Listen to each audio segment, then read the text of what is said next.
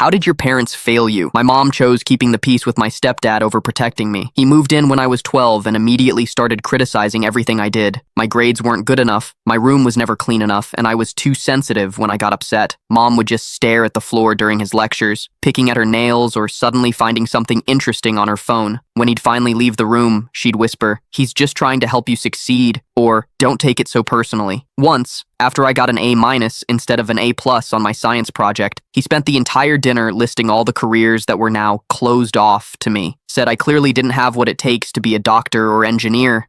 Mom just nodded along, occasionally giving me that weak smile that meant, just get through this. When I tried talking to her alone about how much his criticism hurt, she'd sigh and say, "He just wants what's best for you," or "That's just how he shows he cares." But the thing is, he never acted that way toward his own kids when they visited. They could get C's and he'd ruffle their hair and say, "Better luck next time, kiddo." I started spending more time in my room with the door locked, started making up after-school activities just to avoid coming home. My friends' parents would comment on how polite I was, how I always offered to help with dishes. They had no idea I was just stretching out my time away from home. The breaking point came during my 16th birthday dinner. I'd been looking forward to it for weeks because Mom promised I could pick the restaurant. Chose this little Italian place where the chef knew my name from when Dad was still around. My stepdad complained about the parking, then about the menu prices, then about how the music was too loud, even though we could barely hear it. Then he started picking apart my college plans in front of everyone. My best friend, my cousin, even my favorite teacher who Mom had invited as a surprise. He said I wasn't disciplined enough for pre-med and should aim lower. Said I didn't have the focus or drive to handle a demanding major. I looked at Mom, silently begging her to say something. She just squeezed my hand under the table and changed the subject to the dessert menu. That quiet surrender hurt worse than anything he ever said. In that moment, I realized she would never stand up for me. That night, I called my grandma crying. I couldn't even get all the words out between sobs. 3 days later, I moved in with her. Mom begged me not to go, tears streaming down her face, said things would get better. But for 4 years, she'd chosen his comfort over my mental health. 4 years of letting him chip away at my self-confidence while she watched. The crazy part? After I left, Mom started calling daily, saying she missed me so much, asked about my classes, my friends, whether I'd met any cute boys, but she never once acknowledged why I left or apologized for not standing up for me. She still wanted me to play happy family at holidays like nothing happened, still invited me to family dinners where he'd sit at the head of the table, looking disappointed when I talked about my psychology major. My grandma told me something I'll never forget. Sometimes the people who should protect you the most are the ones who let you down the hardest. She never pressured me to forgive Mom, just gave me the space to heal. I'm 21 now and barely speak to my mom. We talk maybe once a month, and it's always surface level. She sent me a card last Christmas saying she wishes we were closer. She still doesn't understand that by trying not to rock the boat with him, she capsized our entire relationship.